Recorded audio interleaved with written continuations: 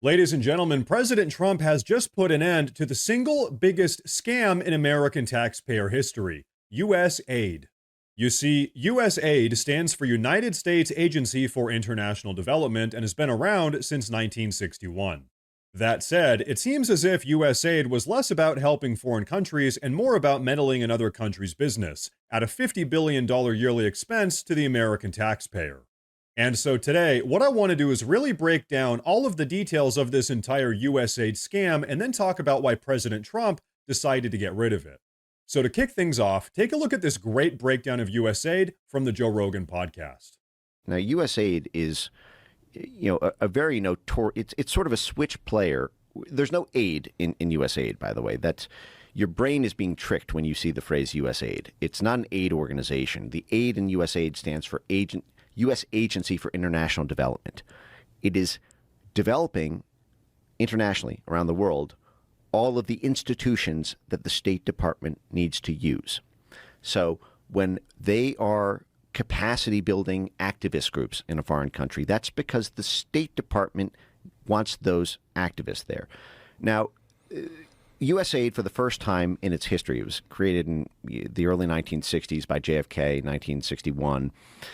It was created because you had all of this intelligence, statecraft, and military support and logistical aid that was tripping over itself, basically. The military would be funding, would be running aid to certain groups in the region. The State Department would be running aid to certain groups in the region. The intelligence community would, and there was no sort of central coordinator of those capacity building operations.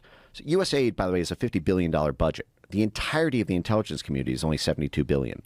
So it is more than the CIA and more than the State Department. Wow. And aid is basically, USAID is effectively a switch player to assist the Pentagon with on the national security front, to assist the State Department on the national interest front, or to assist the intelligence community on a sort of clandestine. So pretty much USAID has been used to push the agenda of the deep state in various countries across the world and even internally here within our own country. And so President Trump has decided that these USAID operations have got to stop and that American taxpayer money has got to stop being wasted in ways like this. And so what I want to do now with you guys is go through some of the ways that the deep state has used USAID to alter the course of history, generally for the worse. But first, I want to say real quick, if you guys enjoy the content, if you enjoy the videos, please consider subscribing to the channel. It helps me a lot with combating the dreaded YouTube algorithm. But okay, let's get right into it. Breaking news. The Trump admin is moving to shut down USAID, and the deep state is furious. Why? Because USAID isn't really a humanitarian aid agency, no, it's a covert intelligence arm funding coups, protests, and regime change. In 2009, USAID built a fake Cuban Twitter called Zunzunio, designed to lure in young users and slowly feed them anti-government content to spark protests. It was funded through shell companies, and the plan collapsed when it got exposed in 2014. In Venezuela, USAID funded millions of dollars to opposition groups trying to overthrow Hugo Chavez and Nicolas Maduro. It trained activists, bankrolled anti-government media, and was linked to the failed 2002 coup against Chavez. Before the Euromaidan protests in Ukraine in 2014, USAID and the National Endowment for Democracy poured money into opposition groups and media in Ukraine. Leaked calls show that U.S. officials handpicked Ukraine's post-coup leaders. In Bolivia in 2013, Evo Morales kicked USAID out of the country after catching them funding separatist movements in Bolivia's richest provinces. USAID was fueling a breakaway movement to weaken Morales. In Haiti in 1991, USAID helped overthrow Haiti's elected leader Jean-Bertrand Aristide by backing opposition groups and death squads. In Afghanistan, USAID wasn't helping just rebuild, it was a front for counterinsurgency operations. USAID workers mapped out communities, collected intelligence, and helped identify Taliban sympathizers for U.S. drone strikes. In Chile in 1973, USAID pumped millions of dollars into media campaigns and opposition groups against Salvador Allende in order to insert the dictator Pinochet.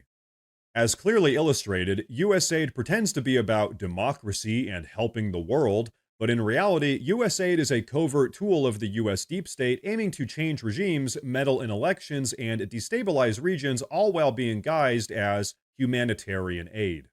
Marco Rubio, our new Secretary of State, recently told the Wall Street Journal, US foreign policy has long focused on other regions while overlooking our own. That ends now.